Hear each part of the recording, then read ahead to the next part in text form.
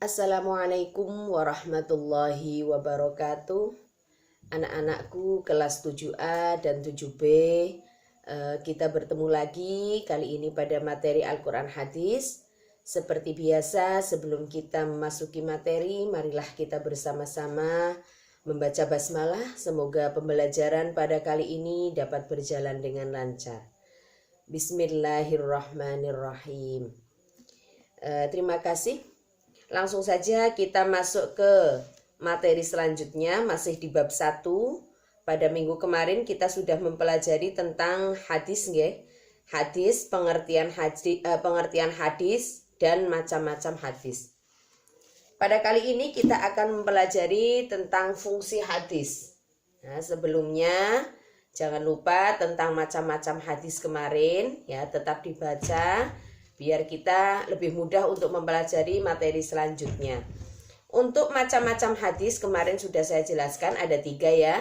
Hadis qauliyah, kemudian hadis fi'liyah, dan hadis taqririyah, ya.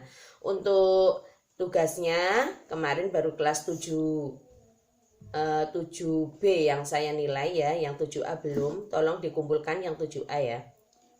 Langsung saja kita masuk ke materi selanjutnya tentang fungsi hadis.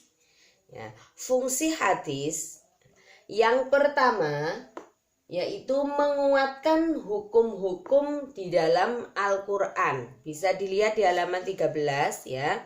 Fungsi hadis yang pertama adalah menguatkan hukum-hukum yang ada di dalam Al-Quran, sehingga hukum tersebut menjadi kuat, ya. Jadi menguatkan hukum-hukum yang sudah ada di dalam Al-Quran, itu fungsi hadis yang pertama.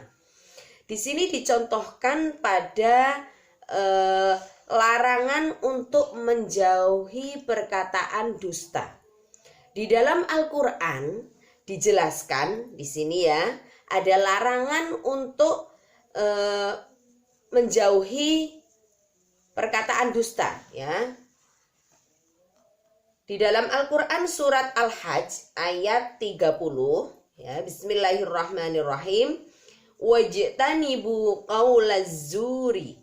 Nah, di situ ada firman Allah, ya, yang berbunyi wajtanibu qaulaz zuri, dan jauhilah perkataan-perkataan dusta.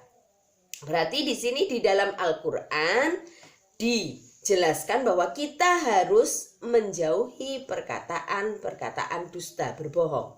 Kemudian dikuatkan di dalam hadis, ya, di situ yang berbunyi, ya,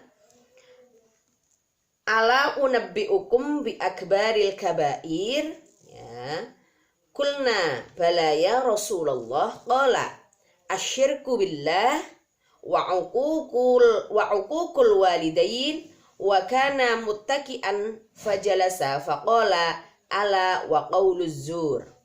Ya. Di sini Rasulullah, ya, bersabda, ingatlah, aku akan menjelaskan kepadamu sekalian tentang besar-besarnya dosa. Kemudian sahabat menjawab, baik ya Rasulullah. Beliau kemudian meneruskan lagi, apa itu dosa-dosa besar? Yaitu syirik kepada Allah. Kemudian di sini, ya, syirik kepada Allah. Kemudian beliau duduk seraya bersabda, jauhilah perkataan dusta. Ini hadis ini sebagai penguat, ya, sebagai penguat Al-Quran, ayat Al-Quran tadi di dalam surat Al-Hajj ayat 30. Ini fungsi yang pertama. Jadi hadis itu menguatkan apa? Al-Quran. Kemudian fungsi yang kedua adalah memperjelas, ya, memperjelas dan merinci ayat-ayat Al-Quran yang masih bersifat umum, ya. Jadi ayat Al-Quran yang masih bersifat umum kemudian diperinci, dijelaskan di dalam hadis. Ini fungsi yang kedua. Contohnya pada firman Allah di sini surat Al-Maidah ayat 3 yang berbunyi hurrimat 'alaikumul maitatu waddamu walahmul khinzir. Diharamkan bagimu memakan bangkai, darah, daging babi. Di situ dijelaskan. Ini masih bersifat global. Kemudian hadis memerinci lagi. sebenarnya yang diharamkan itu adalah bangkai yang seperti apa, darah yang seperti apa. Nah, di sini dijelaskan di dalam hadis, ya, di sini dijelaskan di dalam hadis bahwa ya, yang diharamkan memakan bangkai daging, bangkai, semua diharamkan memakan bangkai kecuali bangkai ikan dan belalang. Kemudian ada dua macam darah yang boleh dimakan, yaitu hati dan limpa. Jadi dihalalkan bagi kita dua macam bangkai dan dua macam darah. Di dalam hadis, ya, fa ammal maitatani al-hutu wal jaradu wa ammad damani fal kadibu wattihalu. Nah, di sini ya, dihalalkan bagi kita dua macam bangkai, yaitu bangkai ikan dan belalang, kemudian dua macam darah, yaitu hati dan limpa. Ini berarti bukti bahwa hadis itu memperjelas Al-Quran yang masih bersifat umum. Ya, diperjelas lagi. Kemudian pada fungsi yang ketiga, menetapkan hukum yang tidak ada di dalam Al-Quran. Contohnya di dalam hadis, ya, ada yang berbunyi akilu kulladzi nabin minas sibai haramun. Makan setiap binatang buas yang bertaring adalah haram. Nah, ini adalah penetapan hukum yang ada di dalam hadis meskipun di dalam Al-Quran tidak ada.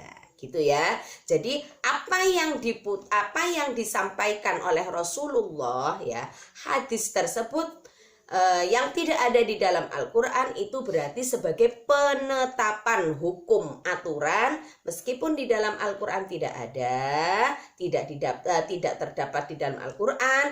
Kemudian hadis menyampaikan, berarti itu menjadi hukum, menetapkan hukum yang tidak ada di dalam Al-Quran. Jadi saya ulang lagi, untuk fungsi hadis itu ada 3. Yang pertama, menguatkan hukum di dalam Al-Quran. Banyak contohnya, misalkan di dalam Al-Quran perintah untuk bertakwa, kemudian di dalam hadis juga disebutkan perintah bertakwa. Berarti ini hadis ini menguatkan. Kemudian yang kedua, memperjelas dan memerinci sesuatu yang masih bersifat global tadi, umum, kemudian hadis memerincinya. Ya, tadi dicontohkan pada yang memerinci itu dicontohkan pada tadi ya, darah dan bangkai. Diperinci apa saja, di hadis diperinci. Kemudian yang ketiga, menetapkan hukum yang tidak ada di dalam Al-Quran. Di dalam Al-Quran tidak ada, kemudian hadis menyebutkan, berarti itu adalah hukum yang berlaku. Bisa difahami ya, 3 fungsi hadis, diingat-ingat. Langsung saja ke selanjutnya, materi selanjutnya di bawahnya, yaitu bagaimana cara mencintai dan mengamalkan Al-Quran dan hadis. Ya. Yang pertama, kita tentunya harus mempelajari Al-Quran dan hadis. Dengan cara apa ya? Seperti ini kita belajar Al-Quran, kita memahami hadis, ya, kita membacanya. Itu adalah bagaimana cara kita mencintai Al-Quran dan hadis. Ya, setiap hari membaca Al-Quran, memahami hadis, itu adalah bagaimana cara mencintai, dipelajari. Kemudian memahami isi kandungannya, apa yang kita baca, ya, apa yang kita ketahui dari Al-Quran dan hadis, kita amalkan, kita pahami, ya, kita pahami. Ya, jadi itu bagaimana cara mencintai, ya, mempelajari dengan cara membacanya, kemudian memahami isi kandungannya, sehingga nanti yang ketiga kita dapat berperilaku sesuai dengan Al-Quran dan hadis. Ya, itu untuk bagaimana cara kita mencintai dan mengamalkan Al-Quran dan hadis, ya. Jadi yang pertama kita harus mempelajarinya dulu, mempelajari dengan cara membaca, ya, menghafal, ya, karena kita tahu ketika kita membaca Al-Quran begitu banyak pahala yang akan kita peroleh, ya. 1 huruf saja kita akan memperoleh 10 kebaikan, ya, 10 kebajikan, ya, 10 pahala. Jadi apalagi kita membaca dengan ayat-ayat yang banyak, yaitu akan terhitung beberapa huruf, ya. Itu adalah kelebihan dari Al-Quran, ya. Jadi kita harus setiap hari membaca Al-Quran. Hadis juga seperti itu. Kemudian kita fahami, kita resapi, ya, apa yang kita baca, apa yang kita hafalkan, kita resapi, kita fahami. Kemudian yang ketiga, berperilakulah sesuai dengan Al-Quran dan hadis. Itu materi kita kali ini. Jadi tadi tentang fungsi hadis, ada 3 fungsi hadis. Kemudian bagaimana cara kita mencintai Al-Quran dan hadis, yaitu ada 3 cara. Yang pertama, mempelajarinya, kemudian memahaminya, yang ketiga, berperilaku sesuai dengan Al-Quran dan hadis. Untuk pertemuan kali ini pada bab 1 kita sudah selesai, dan tugasnya PR ya, halaman 16 sampai halaman 18. Ditulis PR halaman 16 sampai halaman 18. Nanti yang halaman 18 yang uraian itu dicatat di kertas. Ya, dicatat di kertas, dimasukkan di sini. Minggu depan akan kita bahas bersama saja. Akan kita bahas bersama. Nanti untuk uraian ya, kertasnya di dalam buku ditaruh sini, nanti saya koreksi. Gitu aja ya. Jadi bab 1 sudah selesai, silahkan dipelajari dan tugasnya jangan lupa dikerjakan. Itu saja, kita akhiri bersama-sama dengan membaca hamdalah. Alhamdulillahirabbil alamin. Wassalamualaikum warahmatullahi wabarakatuh.